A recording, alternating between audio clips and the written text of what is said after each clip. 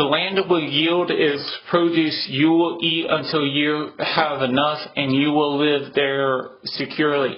If you ask, if we are not allowed to sow seed or harvest what our land produces, what are we going to eat the 7th year?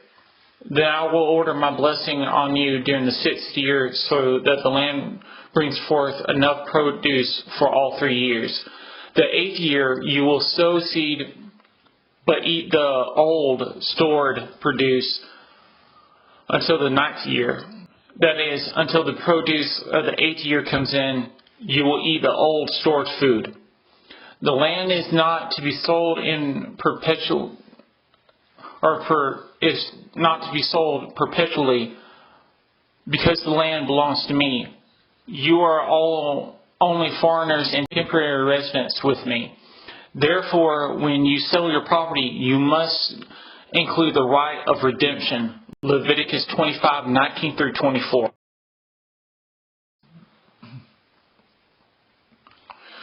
Jeremiah's cousin Hanamel came and requested him to redeem his field at Anathoth.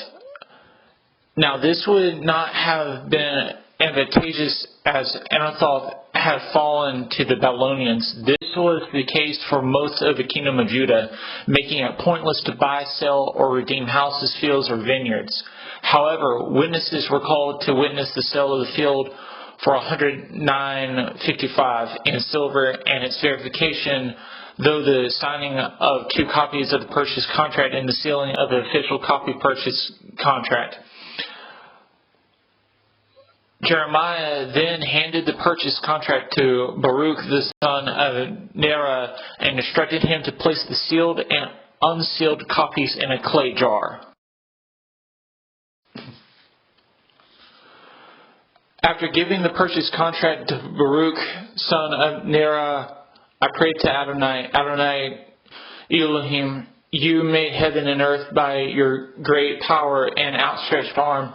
Nothing is too hard for you. You display your grace to thousands, but also repay the guilt of the fathers into the laps of their children who follow them. Great, powerful Elohim, whose name is Adonai Zevot, great in counsel, mighty indeed. Your eyes are open to all the ways of human beings in order to repay each one according to his way, according to the consequences of what he does. You gave signs and performed miracles in the land of Egypt, which continue to this day, also in Israel and among other people. Thus you made yourself the reputation you have today. You brought your people Israel out of the land of Egypt with signs and miracles, with a strong hand and outstretched arm, with great terror.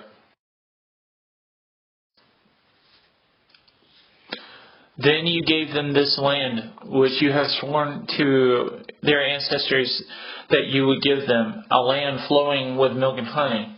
They entered and took possession of it, but they did not pay attention to your voice, did not live according to your Torah, and did not a thing of all you ordered them to do. Therefore you have made this complete disaster befall them.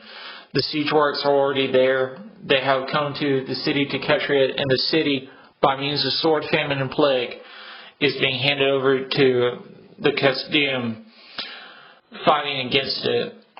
What you foretold is being fulfilled. Here you see it yourself.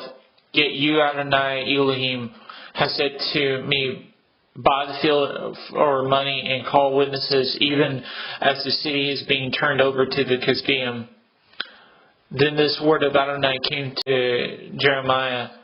Look, I am Adonai, Elohim of every living creature. Is there anything too hard for me? Jeremiah 32:6-27.